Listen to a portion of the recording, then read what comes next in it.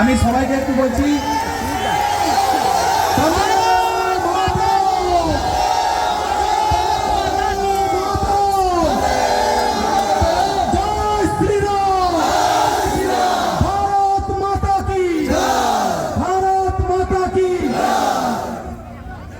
যাদের ডায়াসে থাকার কথা তারা থাকবেন, বাকিরা দয়া করে ডায়াস থেকে নেমে যাবেন। আমি প্রথমে আমাদের সম্মানীয় বিরোধী দলনেতা মানিক, দুজন জেনারেল সেক্রেটারি, আমাদের প্রার্থী সম্মানীয় শুভেন্দু অধিকারী, আমাদের প্রার্থী এবং জেলা সভাপতি সবাইকে বড় মালা দিয়ে বরণ করে নিচ্ছেন।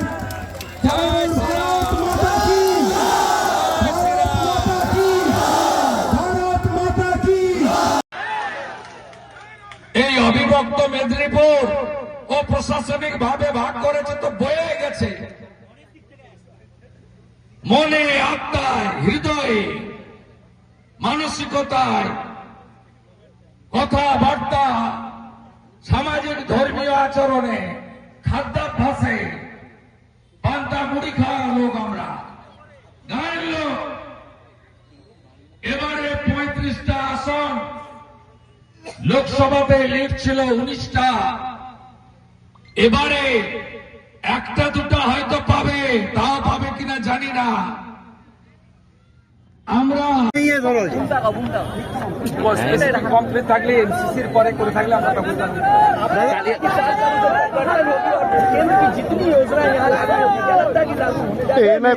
होच्छे ना। पहले कैबिनेट में हम लोग मंजूरी देगा, जैसे दिल्ली में हो 27 साल बाद, जैसे पहली बार उड़ीसा में हो रहा है।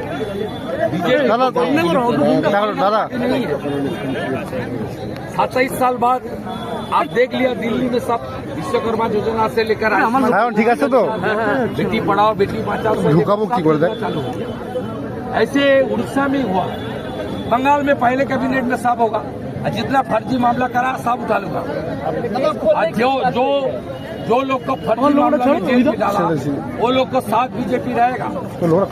और जो 300 बीजेपी परिवार को मत का घात उतार दिया, मोटर्स फैमिली है, वो फैमिली को, और जो बीजेपी वर्कर्स के ऊपर 22 इंडियन अत्याचार हुआ, उसका साथ खड़ा रहने का काम आने वाला फोन नामे